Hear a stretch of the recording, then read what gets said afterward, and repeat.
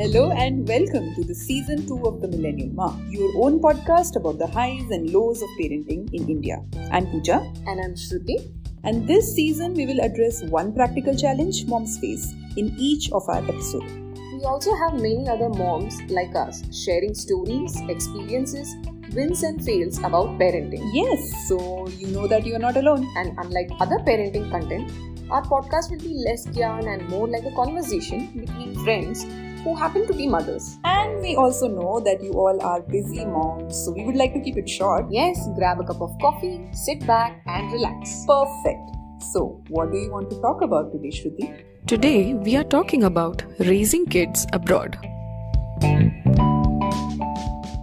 Hey, did you notice? Rishabh looks very sad nowadays. Did something happen? His best friend, he shifted abroad. Oh. He is missing him very badly. But he's really young. I think he'll need time to cope. I am actually thinking about his friend, who shifted new environment, new school, new country. My goodness. Yeah. It is really important that his parents will help him to settle. I know, bachpan mein shifting abroad used to sound so cool, but now it scares me a little. It cannot be all that bad, so many people shift all the time. Yeah. Initial struggles honge, but definitely, you know what, I think this is a topic millennial mothers will connect with, will be worried about. Yeah. So why don't we talk about it today? Definitely. So if you're a mom out there who is about to shift and is feeling overwhelmed, you are not alone. Obviously. So here are some real stories from real moms who have shifted abroad and done it before you, and we hope these points help you move.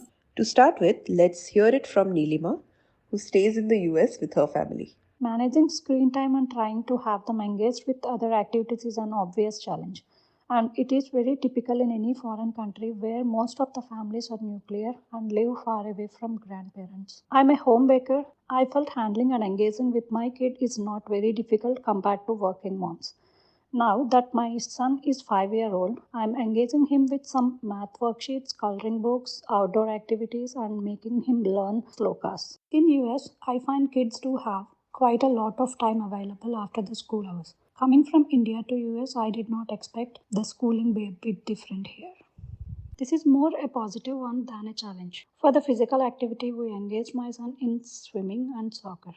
For enhancing the cognitive ability, my son does practice chess. Living all by ourselves in a foreign country does pose some challenge in taking care of everything by ourselves, unlike in places with support system from family. That's the biggest difference and the biggest challenge for the parents living in a foreign country. Advice to a new mom deciding or has to shift out of India. I would suggest to embrace the change and to be prepared to accept the cultural shift. Everything will all be great. Only change is constant and we, moms, are prone to deal with the changes. Hey, this is Vidya and I live with my husband and my 7-year-old in the US. I think raising children abroad brings a whole different set of challenges on top of everything that just being a parent is. Like for people like me who are first generation immigrants, we are raising children who do not share the same values and the same attachments as us. I think the biggest sacrifice that we make when we move abroad is losing our family base. Like our children may not need all the hundreds of relatives back home, but they do need some sort of a close network of people that they can trust and love. So it really is up to us parents to find and create opportunities for them to cultivate a relationship with family back home. And we also try and make our own tribe of friends here with like friends, cousins, other immigrant families. But it's much easier to raise children abroad than, let's say, it was 20 years ago. It's still hard. We have way more resources that can help us connect to like cultural events in the community and of course to family back home. We can also connect with other immigrant families from different parts of the world because most countries today are built on immigrants and we live in a time where, diversity is celebrated. So it's much easier in that way than it used to be to stay close to your roots. In our family, we do video calls. We join in virtually in all the parties and celebrations. I know it's not the same as being there physically, but I'm still grateful that we are able to connect in that way. And I think it also depends on where we live. Like some communities are more welcoming and more active in having Indian celebrations or like Indian language classes or music or dance classes. And it's really a choice that we have to make about what sort of an upbringing and how much of an Indian influence we want in our children.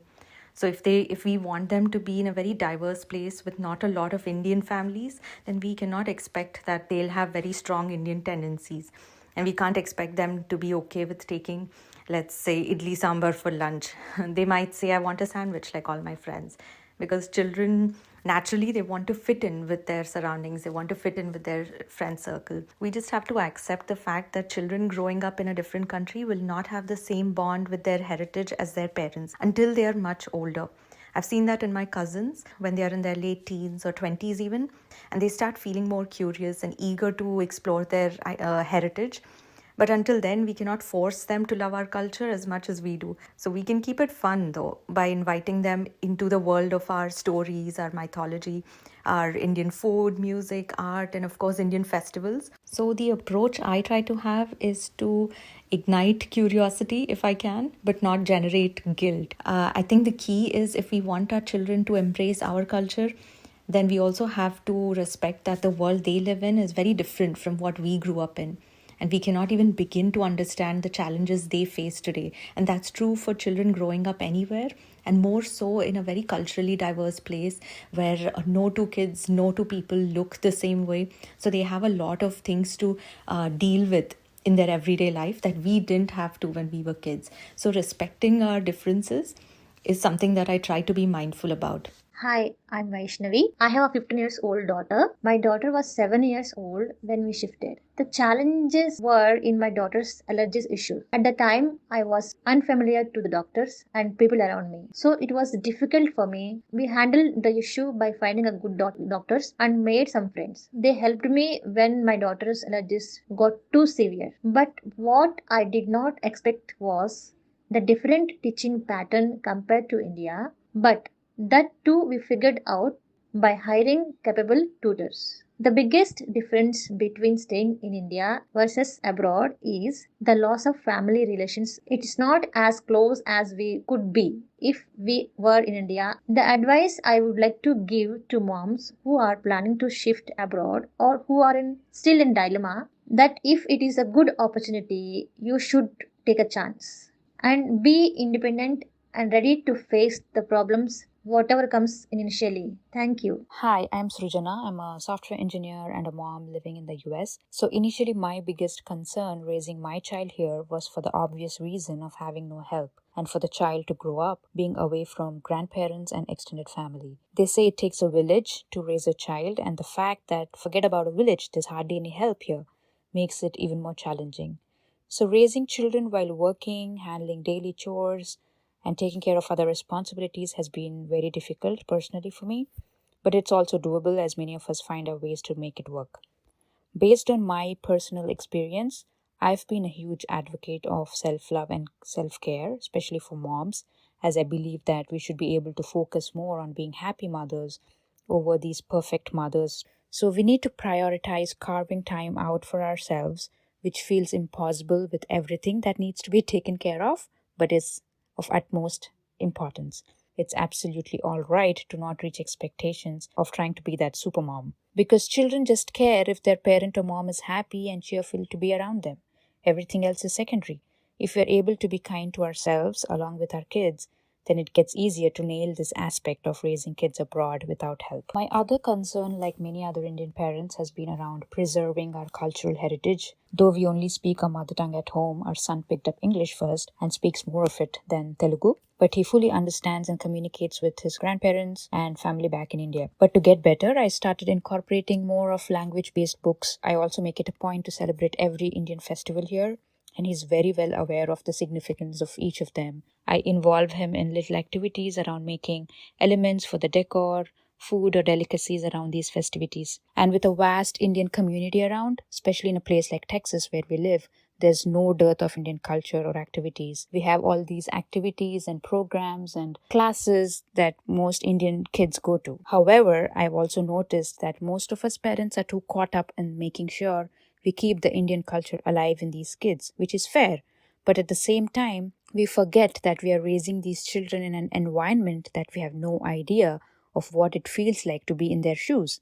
So especially if the kids have moved abroad after a certain age, there's a lot of pressure on them. They have to unlearn their old ways while learning to adapt to the new rules, new culture, new setup. But at the same time, they have to be very Indian, fit in with their peers that are from a diverse background. It can be a lot for these kids, for these little minds, often leading to issues around belongingness. So if we parents can focus on this aspect of their emotional well-being, either by fostering open communication, providing a safe space for these kids to openly share their feelings around every challenge they face when they're trying to fit in with respect to their cultural identity, I think these kids will do great with an advantage of having that unique experience with their dual identity. So that is it for today, and we hope that this conversation helps you. We, Pooja and Shruti, the moms of Millennial Maa, know that parenting is a tough journey and we mothers need all the support we can get. Through Millennial Maa, we are doing our bit to empower other mothers, and you can help too. Sharing this episode and subscribing to our channel not only encourages us to bring more such content, it could also give another mother the reassurance she needs. After all, a shared journey is a lighter one. So, see you in the next episode. Bye-bye.